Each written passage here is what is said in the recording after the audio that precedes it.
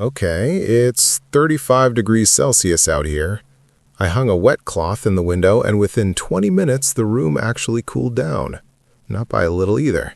But this pot right here, it's been sitting all afternoon, and it's even cooler inside than the room. I didn't plug anything in, didn't turn anything on, and I almost messed the whole thing up because one small detail completely changes how well both of these work. So here's what's happening.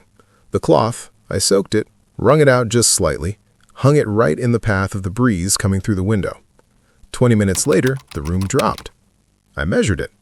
And this pot, two clay pots actually, one sitting inside the other with something packed between them. I'll show you exactly what in a minute. But when you put your hand near it, it doesn't feel like a pot. It feels like something is actively running inside. Like a machine, except there's no machine. Now here's the part that almost wrecked both setups for me. The material packed between the pots and the way the cloth is wrung out. Get either of those wrong and you lose most of the effect. I'll get there. But first, let me show you why this actually works, because it's not magic, it's physics that's been sitting in plain sight for 4,000 years. The Egyptians figured this out around 2500 BC. Servants would hang wet reeds across open windows. Pharaohs slept in rooms that were genuinely cooler than outside. No electricity, no refrigerant, no machinery, just air moving across wet material. And in Persia, underground wind towers called wind catchers were pulling hot air up and out of buildings while drawing cool air in from below. Some of those buildings are still standing, still working. In India, they used wet grass mats called kush curtains in doorways. In West Africa, clay storage pots kept food cool for days with no refrigeration at all. Every civilization that dealt with serious heat independently figured out the same thing. Evaporation pulls heat out of air. It's thermodynamics, and it works whether you're in a pharaoh's palace or a backyard in 2024. Then the 1950s happened. Refrigerant-based air conditioning went mass market. Within 2 decades, it was in every new home, every office, every car. And the industry that grew up around it, worth over $240 billion today, had every reason to make sure you never thought too hard about wet clay and basic airflow. Can't patent evaporation. I want to be honest about something here. When I first read about this, I thought it was one of those things that sounds impressive in theory and does basically nothing in practice. So, I tested it properly. Sealed room, measured the starting temperature, set up both systems, the cloth in the window and the pot, and just waited. Checked every 20 minutes.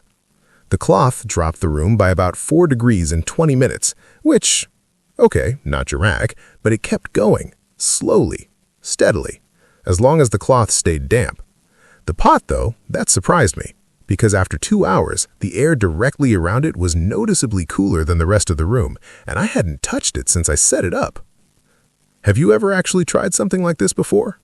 Drop it in the comments. Genuinely curious whether people have used either of these and what results they got in different climates. Here's the science in plain language. When water evaporates, it takes heat energy with it. Not metaphorically, literally.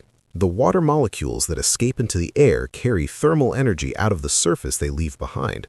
That surface, whether it's a wet cloth, wet sand, or wet clay, gets cooler. And the air moving across it gets cooler too. It's called evaporative cooling. And the reason it works better in some conditions than others comes down to one thing: humidity. Low humidity, dry heat, desert climate, this system is almost unfairly effective. Hot, dry air moving across wet material loses heat fast. High humidity, tropical, coastal, it's less dramatic. The air is already saturated. Evaporation slows down. But here's the thing. Even in humid conditions, the pot still works because the clay itself is doing something the cloth can't. Clay is porous. Microscopic pores run all the way through it. Water seeps through those pores slowly, constantly, and evaporates off the outside surface continuously. The pot is always wet on the outside, always cooling, even when you're not watching it, even when there's no breeze. That's the difference between this and just a wet cloth. The cloth dries out. The pot manages its own moisture release. And this is where the sand comes in, because between the pots, that gap, it can't be empty and it can't be filled with just anything. This is the detail that wrecked my first attempt. I used regular dry soil from the garden, packed it in, set the whole thing up, and the effect was weak, underwhelming, nothing like what I'd read about. Took me a few days to figure out what went wrong, and when I found it, it was almost embarrassingly simple. The material between the pots isn't just filler, it's the engine. It needs to hold water well, release it slowly, and have enough surface area to keep the outer pot continuously damp. Regular soil packs too tight, dries unevenly, creates air pockets, kills the effect. What you want is coarse sand, not play sand, that's too fine, packs too tight, holds too little water.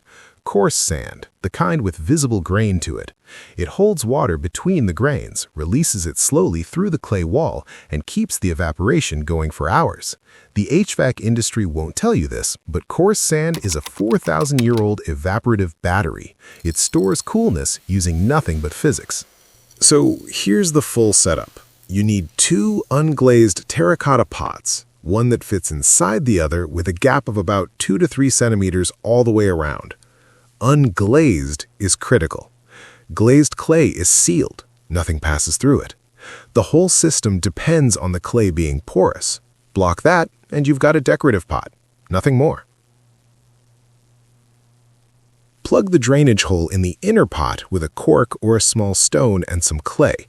Place it inside the larger pot. Fill the gap between them with coarse sand all the way to the top. Then, slowly pour water into the sand until it's fully saturated. You'll see the outside of the larger pot start to darken as moisture reaches it. That darkening is the system activating. Place a damp cloth or a flat piece of wet burlap over the top of the inner pot. This slows evaporation from the top and keeps the inside cooler. Then put the whole thing somewhere with airflow, near a window, under a fan if you have one, anywhere air moves across it, and just wait. The effect builds over the first hour and keeps going as long as you keep the sand damp.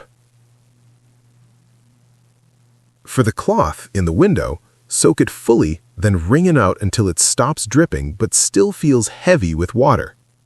Hang it so it covers most of the window opening without blocking all the airflow. You want air moving through the cloth, not around it. And here's the part I got wrong the first time. I wrung it out too much. It was barely damp, dried out in 10 minutes. No effect.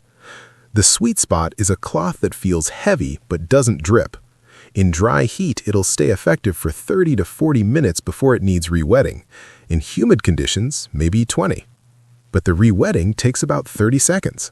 You're not managing a complex system. You're just keeping a cloth damp. Now, here's what this actually costs. 2 unglazed terracotta pots, depending on size, anywhere from $1 to $4 total at a garden center or market. Coarse sand, free if you have it, a few dollars for a small bag if you don't. The cloth? Any old cotton fabric. Nothing. Total outlay? $2, maybe $5 if you're buying everything new. Compare that to a window AC unit. Minimum $150 to $300 to buy. Then electricity. A standard window unit running 8 hours a day adds roughly $30 to $50 to your monthly bill, depending on where you live. Over a summer, you're looking at $150 to $200 in electricity alone, every single season, for as long as you own it. The $240 billion HVAC industry exists because evaporative cooling got buried under marketing somewhere around 1955, not because it stopped working, not because something better came along for every situation, because there was no money in keeping it alive. You can't sell a subscription to wet sand. You can't charge installation fees for a terracotta pot. I'm not saying throw out your AC. I'm not saying this replaces refrigerant cooling in every situation. In genuinely extreme heat with high humidity, the physics gets harder. But for the majority of hot days, in the majority of climates, in the majority of homes, this works. And it works right now, with things you can get today for almost nothing.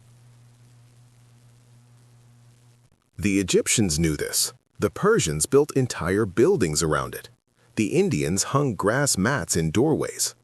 Every culture that faced serious heat before the age of electricity solved this problem using the same principle: evaporation, moving air, porous clay. And they solved it well enough that the buildings and methods survived for thousands of years. That's not folklore, that's a track record. So, here's where we started. 35 degrees Celsius outside, a wet cloth in the window, a clay pot that felt like something was running inside it. And one detail I almost got wrong that would have made both of them useless.